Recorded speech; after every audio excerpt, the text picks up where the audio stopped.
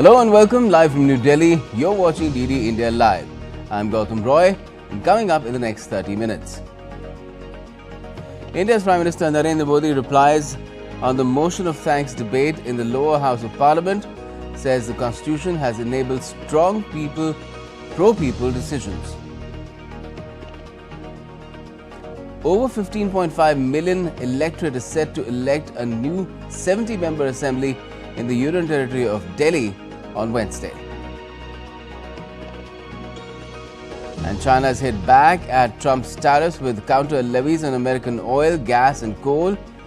It's expanded restrictions on critical minerals and also targeted companies like Google.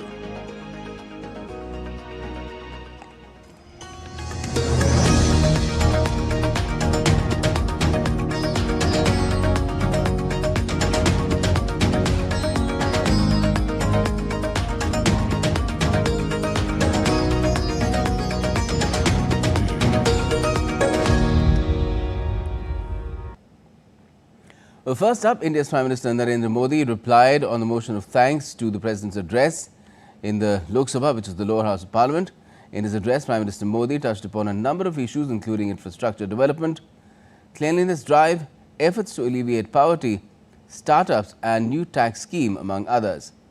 The government's push in education and medical sector were also mentioned, and the PM also targeted leaders of opposition parties and their stances on different subjects, from foreign policy to the issue of the downtrodden. Now, India's PM responded to the motion of thanks on the President's address, marking his 14th opportunity to do so. Without naming anyone, he took a swipe at the opposition, saying those who have photo sessions in the huts of the poor for their own entertainment will find the mention of the poor in Parliament boring. आदरणीय सभापति जी, हमने गरीबों के लिए इतना काम किया और इसके कारण आदरणीय राष्ट्रपति जी ने अपने अभिभाषण में इसका विस्तार से वर्णन किया है। जो लोग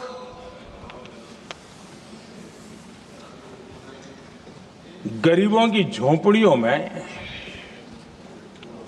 फोटो सेशन कराकर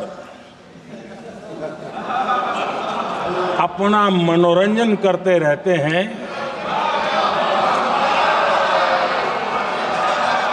उन्हें संसद में गरीबों की बात बोरिंग ही लगेगी. The PM then shifted focus to the Congress, taking aim at its long-standing Garibi Hatao slogan. 5 दशक तक गरीबी हटाओ के नारे सुने हो और अब 25 करोड़ गरीब गरीबी को परास्त करके बाहर निकले, ऐसे ही नहीं,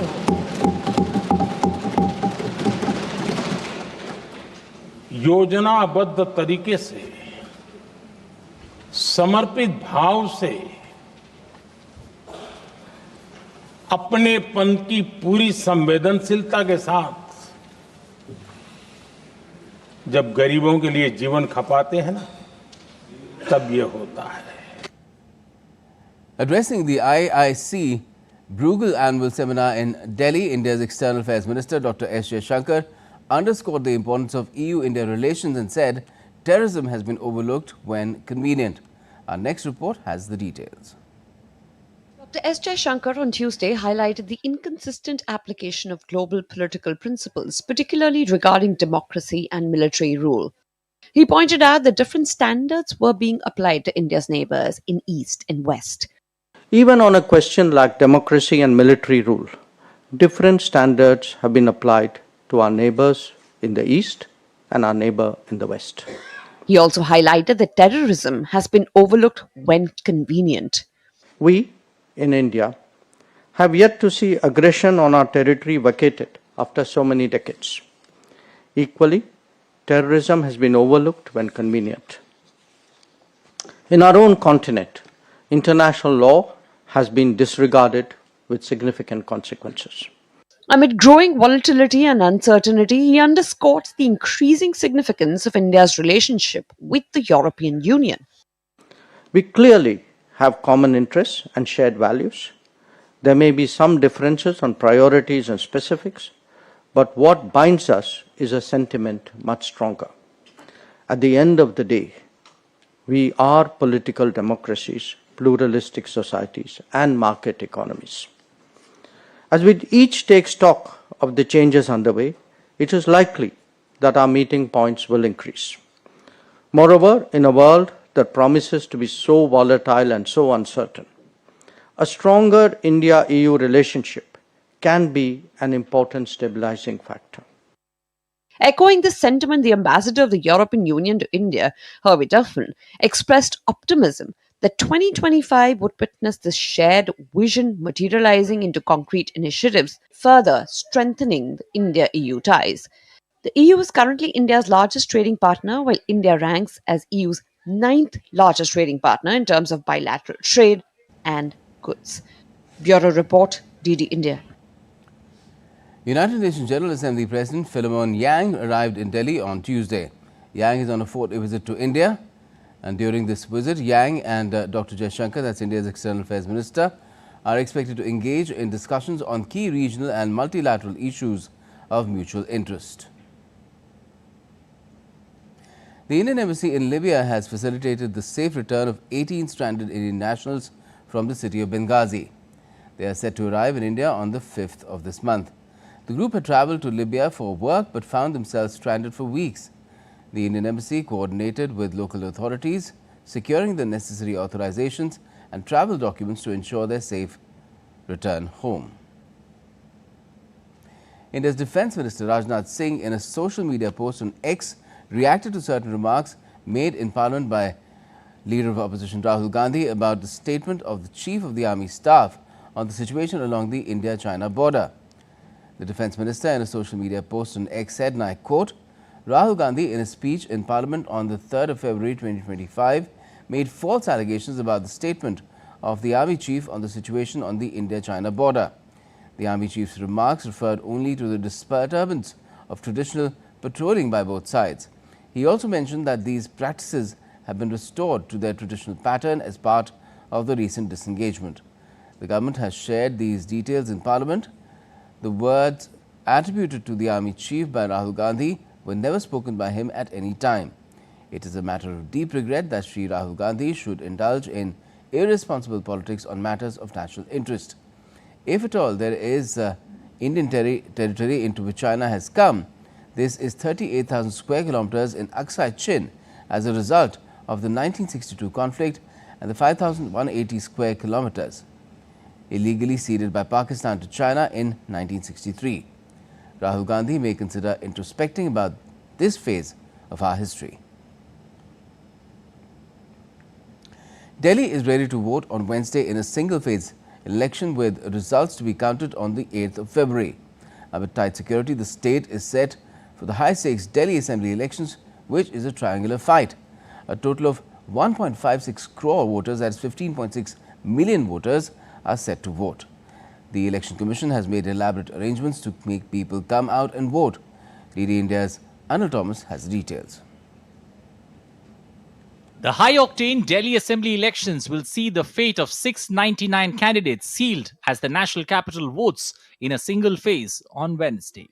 The voting for the 70 assembly seats in Delhi will see about 1.56 crore voters cast their ballots across 13,766 polling stations. Among them, 83.76 lakh are men, 72.36 lakh women, while 1,267 are third-gender voters. The Election Commission had made elaborate arrangements with additional 21,584 ballot units, 20,692 control units, and 18,943 VVPATs. Coming from airport tomorrow, we are keeping about 4 to 5 counters, help desk or counters you can say, who will welcome those people and who will guide those people to their polling station. For visually impaired people, we have designed special polling station for them, where we are keeping murals which will be in tactile form. We are keeping welcome walls feel the democracy walls. Even we are going to give them some keepsakes which will be in tactile form. Delhi police has deployed 220 paramilitary companies, 19,000 home guards and 35,626 Delhi police personnel to ensure free and fair elections. They have also taken variety of security measures, including CCTV, AI-enabled cameras and drones. Stations पे हमारा पूरा deployment रहेगा, counting station पे पूरा deployment है, traffic को भी वहाँ से हम रेगुलेट कर रहे हैं, काउंटिंग सेंटर से ईवीएम जाने हैं आने हैं, तो सब प्रकार से हमारा डिप्लॉयमेंट भी है, ब्रीफिंग्स भी हो चुकी है और हम पूरी तरह से तैयार हैं. The poll panel has prohibited the release of exit polls till 6:30 p.m. on Feb 5th, the day of voting. A total of 7,552 electors have opted for home voting facility available for elderly voters and persons with disabilities. We had put up this proposal that kindly keep elections, midway between the week, not Saturday, Sunday. So maybe that might be reason that we might see some increase in the voter percentage. And due to these innovative ideas, we are incorporating this time. The two keenly watched election battles will be on the New Delhi and Kalkaji seat. The results for Delhi elections will be announced on February 8th. Delhi decides as 1.56 crore voters will decide the fate of the three main political parties. AAP looking for a hat-trick of wins, BJP looking to turn the cards, and Congress going solo, ditching its 2024 Lok Sabha election partner. The Election Commission leaving no stone unturned in making this election free and fair. With camera person Aniket Dubey, Anil Thomas, DD India, New Delhi. And now to all the latest from the Maha Kumbh, the largest gathering of humans anywhere in the world.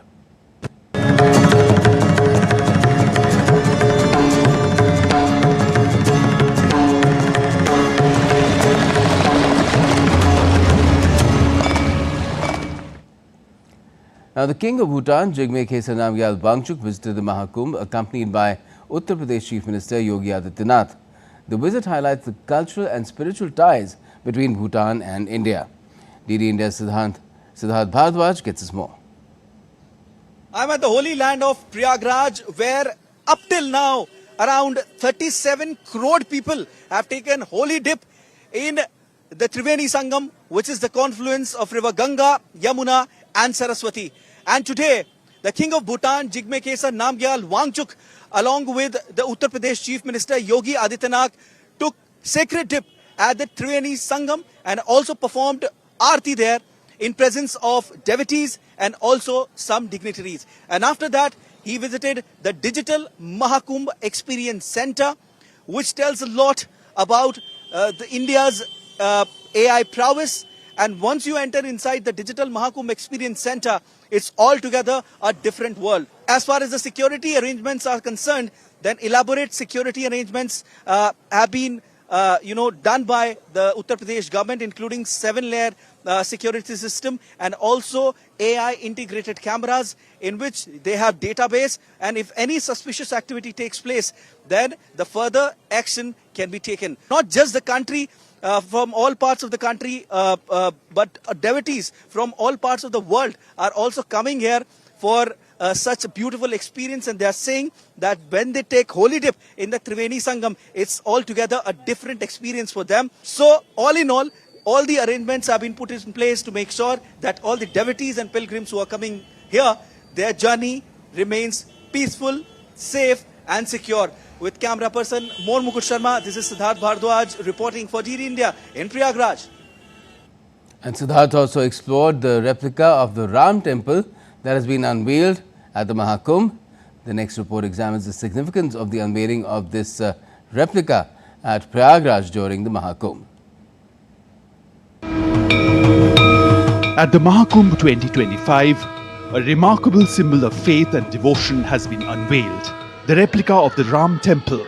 This stunning structure, now standing tall amidst the spiritual hub of the Kumbh, draws thousands of devotees every day from all across the country. The temple here in Prayagraj has become one of the central attractions of the Kumbh Mela, symbolizing a deep connection to the history and culture of India. Crafted with exceptional detail, the replica of the Ram temple allows devotees to connect with the divine much like the original temple in Ayodhya. I'm feeling very good because it is very it is very beautiful place, and I think कि I don't go Ayodhya, so I very happy. It is ditto like Ayodhya temple. Maha Kumbh, all facilities are very good, experience are very good.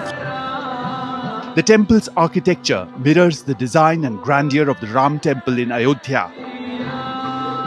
Totally handicraft, totally man work, handmade work, using fiber or fabric or bamboo, totally.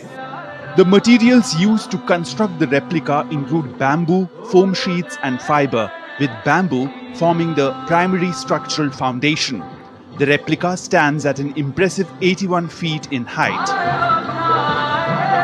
Inside the replica, the Ram Lala idol radiates divinity, offering devotees a moment to connect with Lord Ram's presence. The replica gives devotees at Maha Kumbh 2025 an opportunity to witness the essence of the Ram temple in Ayodhya. For those who come here with open hearts, this journey is not just about the destination, but about the experience that stays with them forever. With camera person Mohan Mukut Sharma, this is Siddharth Bharadwaj reporting for DD India in Prayagraj. India's Home Minister Amit Shah chaired a high-level security review meeting on Jammu and Kashmir in New Delhi on Tuesday. The discussion focused on the current security situation, counter-terrorism operations and efforts to maintain peace in the Union territory. The meeting was attended by senior police officials from Jammu and Kashmir, top officials from the Ministry of Home Affairs, intelligence agencies, paramilitary forces and the J&K administration.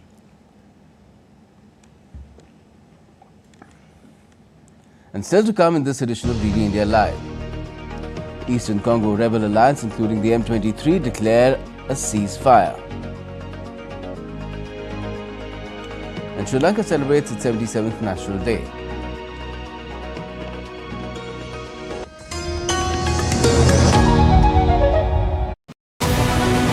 This week on Defence Dynamics, India strengthens its firepower. A 10,200 crore boost for Pinaka rockets. What does it mean for battlefield supremacy? From battlefields of Kargil to modern warfare. How India's Grad and Smirch rocket systems pack a punch. China builds a secret war command center 10 times the size of Pentagon. What's the Beijing's endgame? And Pakistan's internal crisis deepens. Political chaos, economic meltdown, and rising insurgency. How does it impact the regional security? Catch it all this Wednesday at 8 p.m. IST only on DD India.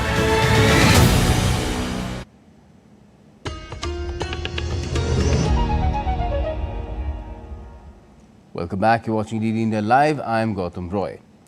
Now, Italy's Data Protection Authority, the Garante, has said on Thursday it has ordered DeepSeek to block its chatbot in the country after the Chinese artificial intelligence startup failed to address the regulator's concerns over its privacy policy. The watchdog had questioned DeepSeek this week about its use of personal data, particularly seeking information on what personal data is collected, from which sources, for what purposes, on what legal basis, and whether it's stored in China, and the answers were not found to be satisfactory.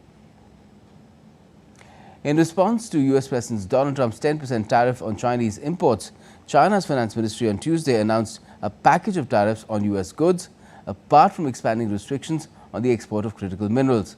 Trump delayed the start of tariffs on neighbors Mexico and Canada for a month on Monday, but China remained in the firing line for levies that are putting the global economy on edge. China has even opened up a probe against Google. Last-minute deals that the Mexican and Canadian leaders struck with US President Donald Trump saved a potential face-off of tariffs between the neighbors. Mexican President Claudia Sheinbaum and Canadian Prime Minister Justin Trudeau agreed to tighten border measures against the flow of migrants and the drug fentanyl into the United States. We reached an agreement. It is in the agreement we published to place more National Guard in the northern border in order to protect the border and prevent drug trafficking, especially fentanyl trafficking from Mexico to the US. Trump declared rather triumphantly that Mexico has agreed to send 10,000 troops to the US-Mexico frontier.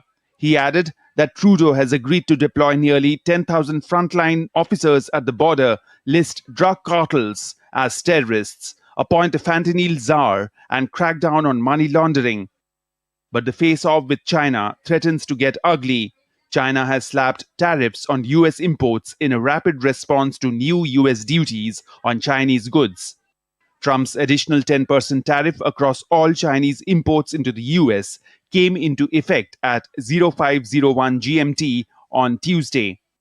Within minutes, China's finance ministry said it would impose levies of 15% for US coal and LNG and 10% for crude oil, farm equipment and some autos. The new tariffs on US exports will start on February 10th. Separately, China is imposing export controls on tungsten, tellurium, ruthenium, molybdenum, and ruthenium-related items to safeguard national security interests. Canada, China, and Mexico are the United States' three biggest trading partners. The markets may have heaved a little relief on account of easing of tensions in the Americas, but the China conundrum can still unnerve the traders. Trump's action may have left markets and traders on the edge in the past 24 to 48 hours. And now China's countermeasures have the ability to further rile the nervous markets. Bureau Report, DD India. The Eastern Congo Rebel Alliance that includes the M23 has declared a ceasefire for humanitarian reasons starting on the 4th of Feb. The group is known as the Congo Rebel Alliance, said in a statement. The alliance added that it had no intention of capturing Bukavu, South Kivu's provincial capital, after it seized Congo's largest eastern city of Goma last week. Sri Lanka is celebrating its 77th National Day today. Further details in this next report. Sri Lanka celebrated completion of 77 years of its existence as a free nation on Tuesday. The island nation got independence from Britain in 1948, months after India secured freedom. The venue for celebrations changed to Independence Square this year as against the Galle Face, which has been the location for the parade in past years. The government of the debt-stricken nation had decided to keep the expenses for the celebration at a minimum by reducing the amount spent as compared to previous years. Last year, nearly 200 million Sri Lankan rupees were spent on the celebrations, in contrast to 87 million rupees being spent this year. Cultural performances and the parade were the hallmark of the celebrations, while most noticeable was deployment of lesser number of helicopters and personnel. In his special address, President Anura Kumara Dissanayake urged the nation to focus on building a brighter future rather than looking back at past challenges. He emphasized the collective hope and expectation shared by all Sri Lankans to unite in the quest for a modern, progressive nation. While the people faced crisis over the past few years, the president pledged to heal Sri Lanka's economic woes by the end of his 5-year term. The program ended with the singing of the national anthem in Tamil. External Affairs Minister Dr. S. Jaishankar conveyed his greetings on the 77th Independence Day to his counterpart Vijitha Herath and all people of Sri Lanka on a social media post, and said that he is committed to advancing the multifaceted partnership benefiting people of both nations. As the island nation of Sri Lanka marks its 77th Independence Day today, there is renewed talk of unity, with President Dissanayake calling on all Sri Lankans to work together towards national recovery and development. Having faced severe economic and political crises in the recent years, people have reposed fresh hope for stability and progress in the new government. While challenges remain, the new government appears to be making efforts, as has been seen in cutting expenses while celebrating the Independence Day as well. For DD India, Ahmed Moin Farooqi from Colombo. Some sporting updates now. Lawn bowls player Navneet Singh, who won silver at the Birmingham Commonwealth Games, is competing in the national games representing Delhi. In an exclusive chat with DD India's Narayan Singh, he hailed India's growing sports infrastructure.